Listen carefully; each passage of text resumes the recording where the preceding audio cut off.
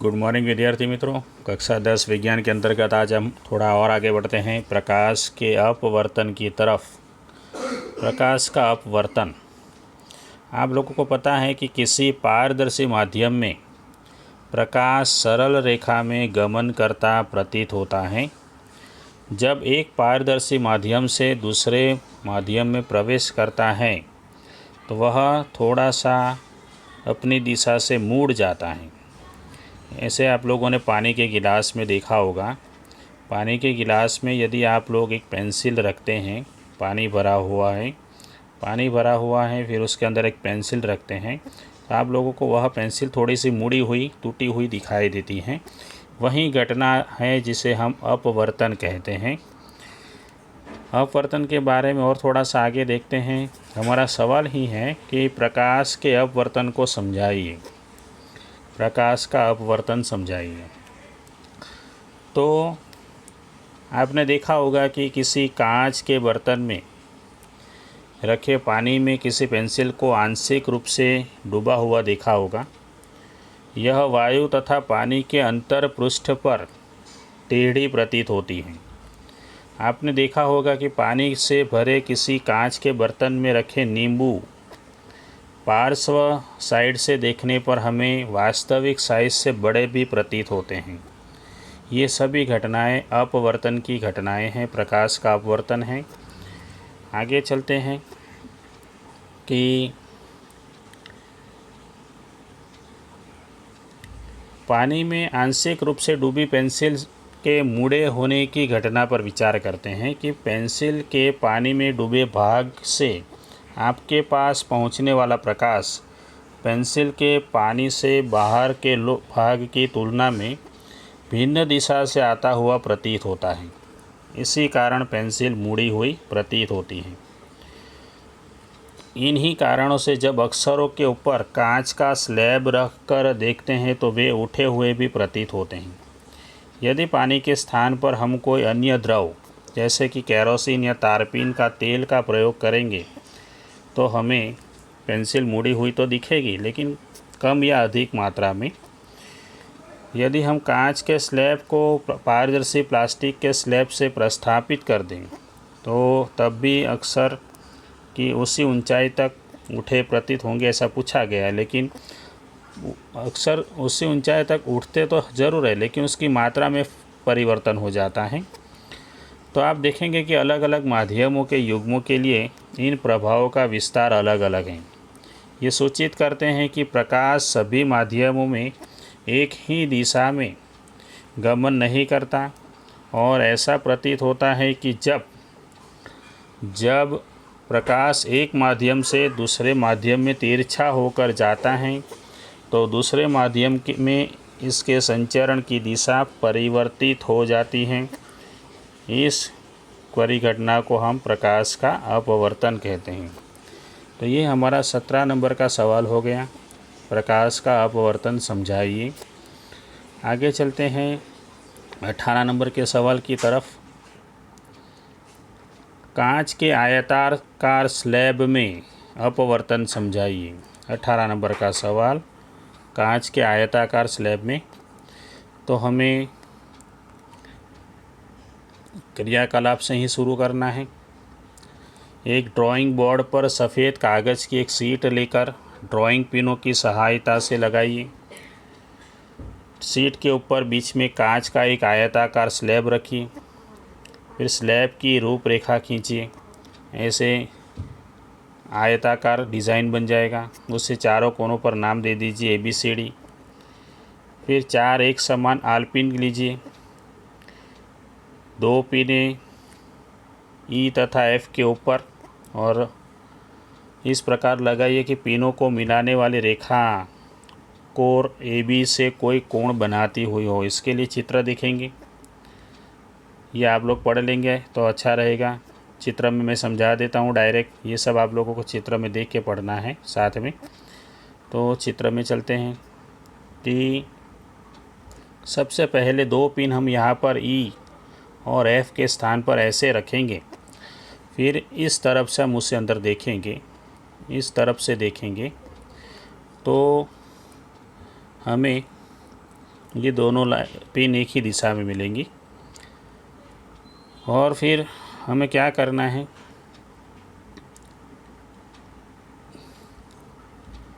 Pin ई तथा F के प्रतिबिंबों को विपरीत फलक से सामने की तरफ से देखेंगे। ऐसे यह दो पिन हैं, उसको हम सामने की तरफ से इस तरफ से देखेंगे। तो दूसरी दो पिनों को हमें यहाँ पे लगाना है जी और एच यहाँ पे। वैसे ये किरण आने वाली थी इस दिशा में, लेकिन यहाँ पे उसका क्या होता है, अपवर्तन होता है और इस दिशा में चली जाती है। फिर पिन और स्लैब को हटा लेंगे। फिर उसके बाद रेखा ए बी और वगैरह में ड्रॉ करनी है, तो देखते हैं उसके बारे में। आप नोट करेंगे कि प्रकाश किरण ने अपनी दिशा बिंदु ओ और ओ डैश पर परिवर्तित की है। ये इस दिशा में परिवर्तित हो, वैसे जाना इस दिशा में था लेकिन थोड़ी परिवर्तित हो गई। दोनों बिंदु जो ओ और ओ डैश जो हैं वह पारदर्शी माध्यमों को पृथक करने वाले पृष्ठों पर स्थित हैं। ए बी के बिंदु ओ पर एक अभिलंब एम एन खींचिए, ये वाला है अभिलंब M N N dash sorry, और दूसरा अभिलंब एम एम डैश खींचेंगे। सी डी के बिंदु ओ डैश पर खींचिए। बिंदु ओ पर प्रकाश किरण विरल माध्यम से सघन माध्यम में, बिंदु ओ पर यहाँ विरल माध्यम है, वहाँ से अंदर जाएगा सघन माध्यम में प्रवेश कर रही है। नोट कीजिए कि प्रकाश किरण अभिलंब की ओर झुक जाती है। यहाँ पर देखिए प्रकाश की किरण जो इस दिशा में जा रही थी वो इस अभिलंब की तरफ झुक गई है। आगे चलते हैं। ओ डैश पर प्रकाश किरण ने कांच से वायु में अर्थात सघन माध्यम से विरल माध्यम में प्रवेश किया है, तो अभिलंब से दूर मुड़ जाती है। देखते हैं यहाँ पर अभिलंब से दूर मुड़ जाती है। ये किरण जो इस दिशा में जाने वाली थी वह अभिलंब से दूर चली गई, इस अभिलंब से दूर हो गई है। दोनों अपवर्तक सतहों ए बी तथा सी डी पर आपतन कोण तथा अपवर्तन कोण दोनों मानों की तुलना करेंगे। तो ई ओ आपतित किरण है और ओ डैश अपवर्तित किरण है तथा ओ डैश एच निर्गत किरण है। तीन किरणों को हमें देखना है। देखते हैं, ये आपतित किरण है, ये अपवर्तित किरण है और ये निर्गत किरण है। तीन किरण हमें यहाँ पे दिखाई देते हैं।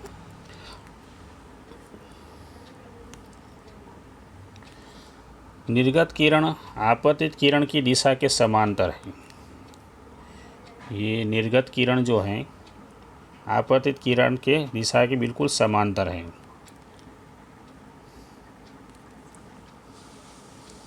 आयताकार कांच के स्लैब के विपरीत फलक को ए बी तथा सी डी पर प्रकाश के किरण के मुड़ने का परिमाण समान और विपरीत होता है।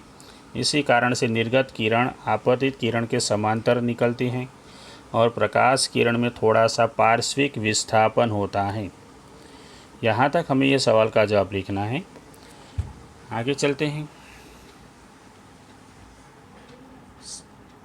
सवाल नंबर 19, प्रकाश के अपवर्तन के नियम की ओर चलते हैं। प्रकाश के अपवर्तन के नियम यहाँ पर हैं कि अपवर्तन प्रकाश के एक पारदर्शी माध्यम से दूसरे में प्रवेश करने पर प्रकाश की चाल में परिवर्तन के कारण होता है। और ऊपर के प्रयोग में हमने देखा कि प्रकाश का अपवर्तन निश्चित नियमों के आधार पर होता है। कौन से नियम है यहाँ पर देखते हैं हम लोग। आपतित किरण, अपवर्तित किरण तथा दोनों माध्यमों को पृथक करने वाले पृष्ठ के आपतन बिंदु पर अभिलंब सभी एक ही तल में होते हैं।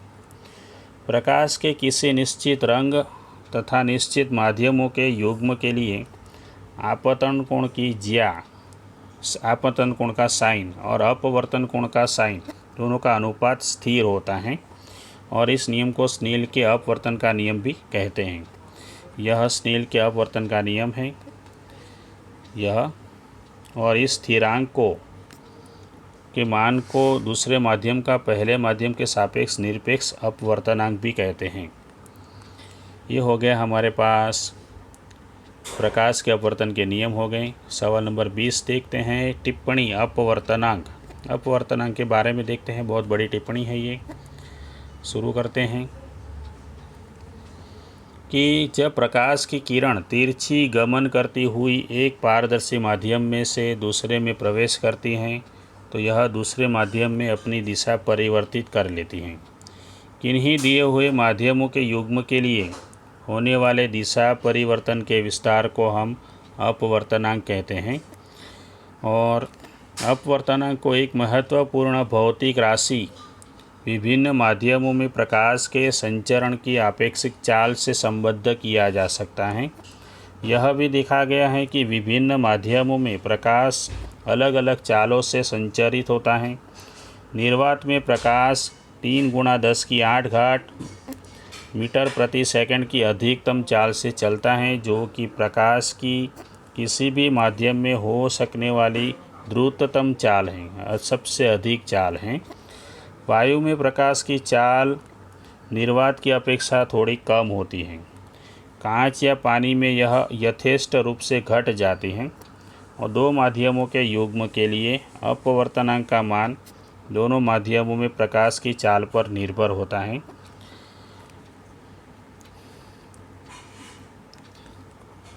तो एक प्रकाश की किरण पर विचार करें जो माध्यम 1 से माध्यम 2 में प्रवेश कर रही है। तो मान लीजिए कि प्रकाश की चाल माध्यम 1 में है v1 और माध्यम 2 में है v2। तो माध्यम 2 का माध्यम 1 के सापेक्ष अपवर्तनांक कितना होगा, उसे हम माध्यम 1 में प्रकाश की चाल तथा माध्यम 2 में प्रकाश की चाल के अनुपात से व्यक्त कर सकते हैं। उसे n/1 से निरूपित कर सकते हैं और उसे हम v1/v2 द्वारा दर्शा सकते हैं। इसी प्रकार से यदि इसका उल्टा कर दें, n12 कर दें, तो यहाँ पर हो जाएगा v2/v1। यदि माध्यम 1 निर्वात वायु है तब माध्यम 2 का अपवर्तनांक निर्वात के सापेक्ष माना जाता है। इसे हम निरपेक्ष अपवर्तनांक भी कहते हैं। निरपेक्ष अपवर्तनांक, इसका ये सूत्र हो गया c/v। माध्यम का निरपेक्ष अपवर्तनांक केवल अपवर्तनांक भी कहलाता है। यहाँ तक हमें ये अपवर्तनांक की टिप्पणी लिखनी है। हमारा सवाल नंबर 20 था। आगे चलते हैं, सवाल नंबर 21 की तरफ चलते हैं। सवाल नंबर 21 है, लेंस किसे कहते हैं और उसके प्रकार। तो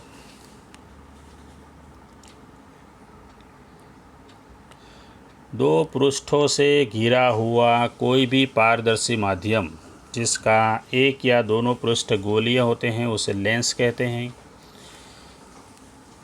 लेंस के दो प्रकार हैं, देखते हैं धीरे धीरे एक एक करके। जिसका लेंस का कम से कम एक पृष्ठ गोलीय होता है, ऐसे लेंसों में दूसरा पृष्ठ समतल भी हो सकता है। किसी लेंस में बाहर की ओर उभरे दो गोलीय पृष्ठ हो सकते हैं, ऐसे लेंस को द्वि-उत्तल लेंस भी कहते हैं। उसे केवल उत्तल लेंस भी कहते हैं। ये पहला प्रकार हो गया उत्तल लेंस, ठीक है, ये पहला प्रकार। यह किनारों की अपेक्षा बीच में मोटा होता है। उत्तल लेंस प्रकाश के किरणों को हमेशा अभिसारित करता है। अभिसारित करता है, इसलिए उसका एक और भी नाम है अभिसारी लेंस। इसी प्रकार द्वि-अवतल लेंस अंदर की ओर वक्रित दो गोलीय पृष्ठों से घिरा है। यह बीच की अपेक्षा किनारों से मोटा होता है और प्रकाश के किरणों का यह अपसरित करता है। यह अभिसरित करता था, यह अपसरित करता है, इसलिए उसका एक और भी नाम है अपसारी लेंस। लेंस के दो प्रकार हो गए, अभिसारी और अपसारी, अवतल और उत्तल लेंस। कुछ परिभाषाएं देख लेते हैं कि किसी लेंस में चाहे वह उत्तल हो या अवतल दो गोलीय पृष्ठ होते हैं। इनमें से प्रत्येक पृष्ठ एक गोले का भाग होता है। इन गोले के केंद्र को लेंस के वक्रता केंद्र कहते हैं। पहली परिभाषा हो गई, गोले के केंद्र को वक्रता केंद्र कहेंगे। लेंस का वक्रता केंद्र है उसे C से दर्शाएंगे और लेंस के दो वक्रता केंद्र होते हैं C1 और C2। उसके बाद परिभाषा है मुख्य अक्ष। इन दोनों वक्रता केंद्रों से गुजरने वाली एक काल्पनिक सीधी रेखा को लेंस की मुख्य अक्ष कहते हैं। फिर लेंस का केंद्रीय बिंदु, उसे हम कहेंगे प्रकाशीय केंद्र। आगे चलते हैं। द्वारक की परिभाषा। लेंस के प्रकाशिक केंद्र से गुजरने वाली प्रकाश की किरण बिना किसी विचलन के निर्गत होती हैं और गोलीय लेंस की वृत्ताकार रूपरेखा का प्रभावी व्यास, इसी व्यास को हम कहते हैं द्वारक। आगे चलते हैं। पतले लेंस का हमें काम नहीं है। लेंस का मुख्य फोकस। उत्तल लेंस पर मुख्य अक्ष के समांतर प्रकाश की बहुत सी किरणें आपतित होती हैं। इस प्रकार यहाँ पर चित्र में देखिए, ये मुख्य अक्ष हैं और यहाँ से आने वाली सभी किरणें इस तरफ यहाँ पे वक्रित हो जाती हैं, अपवर्तित हो जाती हैं। ये किरणें लेंस से अपवर्तन के पश्चात मुख्य अक्ष पर एक बिंदु पर अभिसारित हो जाती है। इसी बिंदु पर अभिसारित हो जाती हैं। इसी बिंदु को लेंस का मुख्य फोकस कहते हैं। और ये था प्रकाशिक केंद्र O और मुख्य फोकस। इन O और F के बीच की जो दूरी है उसे हम फोकस की दूरी कहते हैं। फोकस की दूरी F। यहाँ पर देखते हैं। अवतल लेंस पर मुख्य अक्ष के समांतर प्रकाश की अनेक किरणें आपतित होती हैं। ये किरणें लेंस से अपवर्तन के बाद मुख्य अक्ष के एक बिंदु से अपसरित होती प्रतीत होती हैं। मुख्य अक्ष पर यह बिंदु है जिसे हम अवतल लेंस का मुख्य फोकस कहते हैं। और फोकस की दूरी की बात करें, लास्ट परिभाषा है। तो किसी लेंस में दो मुख्य फोकस होते हैं, F1 और F2। तो किसी लेंस के मुख्य फोकस की प्रकाशिक केंद्र से दूरी को हम फोकस की दूरी कहते हैं। फोकस की दूरी को F से दर्शाएंगे। तो O और F के बीच की दूरी, उसे हम फोकस की दूरी कहते हैं, स्मॉल f। यहाँ तक देखेंगे दोस्तों। इसके बाद हम लेंसों का प्रतिबिंब है उसका अभ्यास करेंगे अगले वीडियो में। लेंसों का प्रतिबिंब। तब तक के मिलते हैं। आप लोग पढ़िए, सवाल जवाब लिखते रहिए। ठीक है।